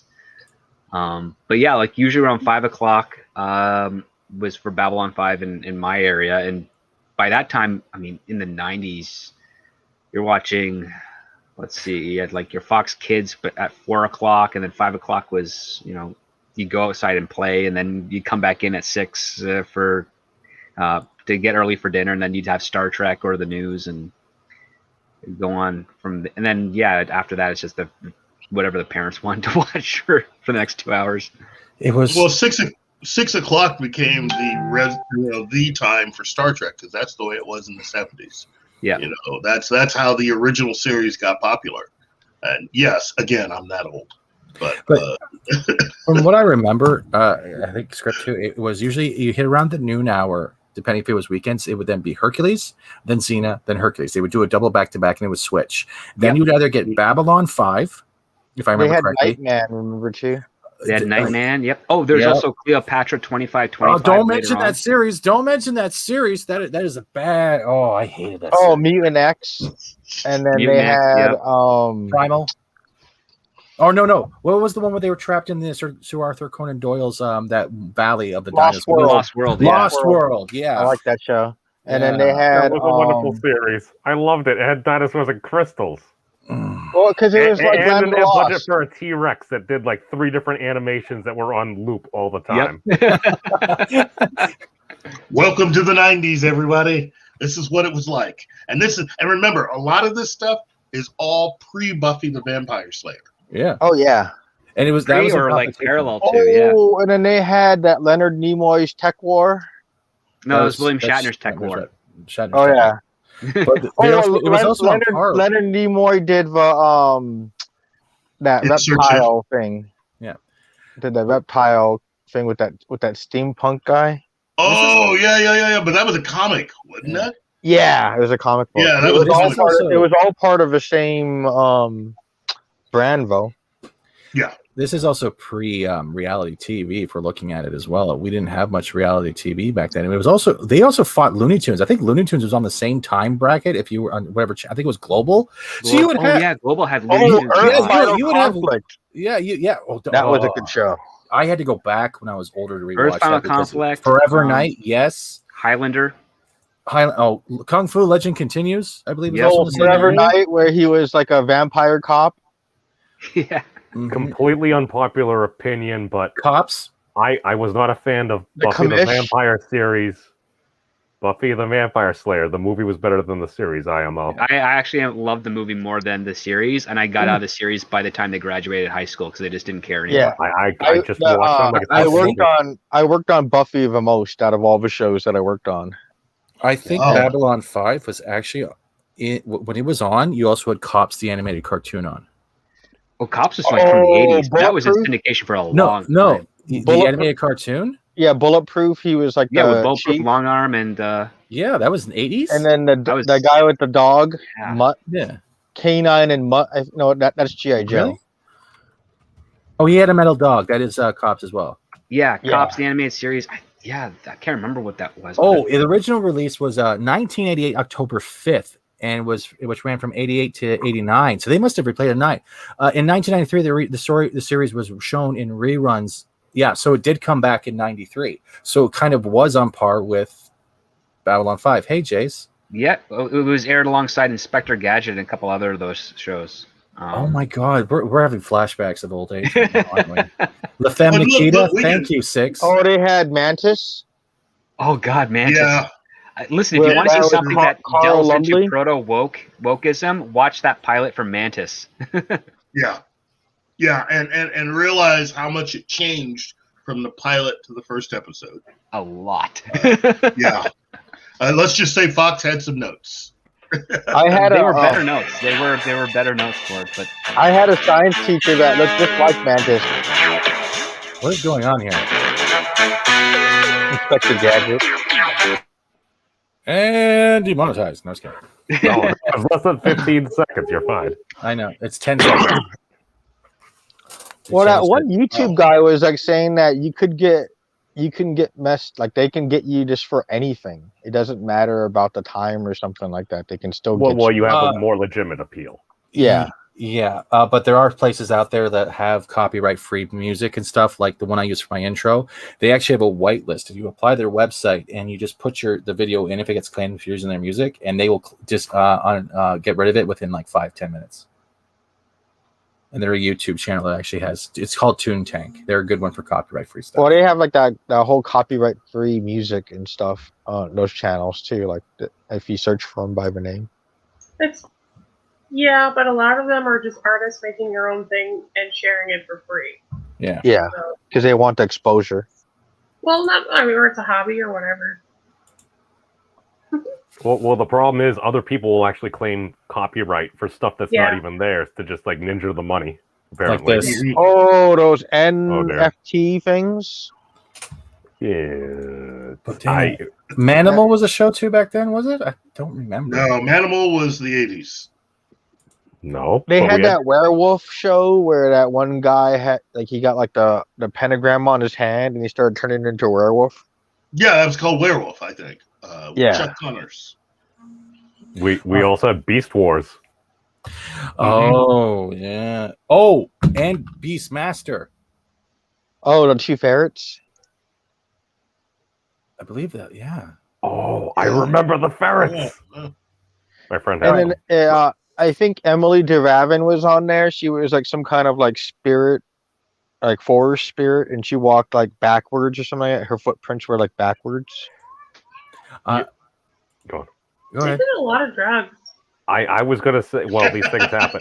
All I remember is, you know what series that, in my opinion, totally needed to be finished? Pirates of Dark Water. It was such a great concept. Like, they only got so many of the crystals. They got more crystals to get. Why is this show done? I'm like, they had a monkey bird and stuff like that, magical weapons. It was beautiful. And Skeleton Warriors. All right. And then and a ship that eats other ships.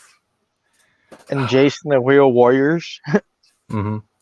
But we could do an entire episode in the night. Yes, we might have to, but I think we should start closing up because you've been here 50 minutes longer than you thought you were going to be. Yeah. I'm so sorry. That's all right. I just want to thank everybody again for tuning in and participating. I definitely want to thank everyone here that I have in the chat.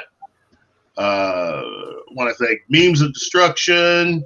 I want to thank Monkey Jeebus, Script Doctor, of course, the lovely Kate, and of course, Mr. Fat Steven. And look, let me just tell everybody again, I thank you. Thank you for, going with me on this and tuning in and watching me just sort of babble again and again and again about Babylon. Storytell. Storytell. I'm going to keep saying that. and again, it's great. It's great. This is great to see.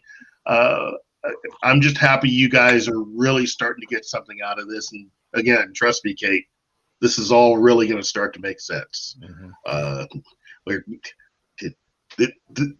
I'm going to keep working on you. So it's all good. Taking my time. Good. Do you have anything coming up tonight, Keith? You want to promote out before everything else? Let's see. I do have another appearance. I've been invited on to a show with General Zod. Fandom talks with pop culture, and I think I'm going to try to put the link in with the rest of this, but I think we'll be talking in about an hour, and that'll be with Gary and myself. Other than that, just I'll see everyone when I normally see them for all the other shows that I do. Pop Culture Minefield, especially the Thank God It's Friday show, TGIF, and before we do go, I forgot. I'm sorry to cut you off. What should next week's episode be? You know what? Next week's episode. Man, I am trying so hard. You know what? I'm just going to do it. We're going to do Babylon Squared. I know I keep referencing that episode, and it's getting harder and harder for me not to say anything. But you know what? We're going to do Babylon Squared. So it's still first season, but Babylon Squared. Trust me, it'll be worth it. Yes. Worth it. So you've got 18 episodes to watch before that one. Yeah, right. I know I am making it difficult on you, but trust me, it'll be worth it. Because we're sorry, Tickle. Go ahead. Tickle Trunks, why we ruined the show for first timers? No, you got a week to watch up to that episode. Yeah. You got a week. Well, Mr. Tickle Trunk, first of all, thank you again for watching. Yes. I understand what you're saying. It is difficult because it is this show is kind of been out there for a while. It's hard if you go online to look up anything because there's nothing but spoilers left, right, and center. I'd like to think we're doing rather good considering what we could say and the spoilers that we could end up putting out there.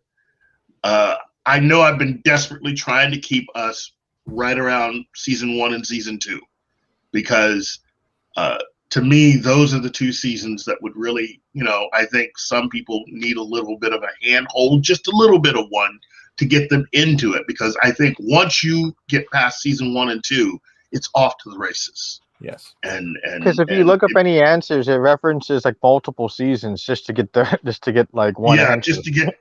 You're right. You're right. It is difficult to sort through all that stuff. So, and again, let me just say also, let me highlight Shane Nolan.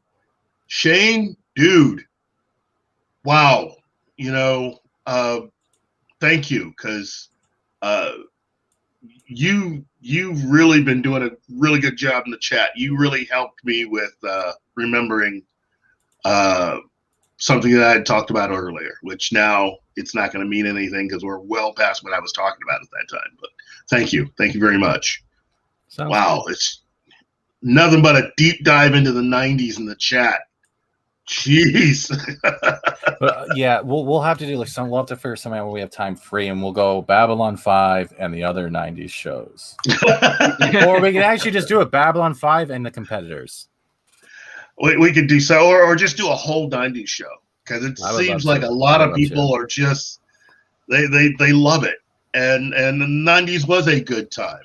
I was in college. Cartoons. I can't wait to do 90s. Just Babylon about the 90s.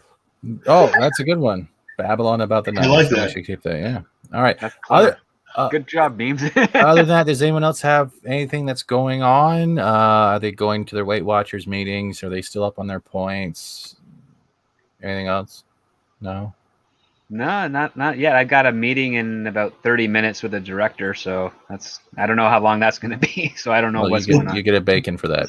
Yay. Well, good luck on your meeting, Script Doctor. I hope it really goes well for you. Thank you. So do I. And then we'll start wrapping up. I want to give everyone in the chat a big, super fat thank you for being around. Yeah, that's great. I have that one. Yes. And other than that, we'll continue next week with Babylon Squared, Monday at 4:30 p.m. Eastern. Later tonight, I might do a gaming stream and torture some people with either Dead by Daylight or the FN. I hope Memes makes it next time. I'll try to send him a time machine so he gets caught up. I'm working on one, dude. Don't worry. Thank you, Kate. Thank you, Script. Thank you, Jeebus. To my mods, thank you. And everyone else, have a good night. You don't got to go home. Oh, and thank you, Adega. And thank you, Adega. Of course, Adega. Yeah, like you forgot Adega. I don't know. You forgot Kate, too, and me, so it's all good. I'm used to it by now. You said my name. I know. But, all right. But other than that, thank you, everyone, for coming. You ain't got to go home, but you got to get the hell out of my fridge.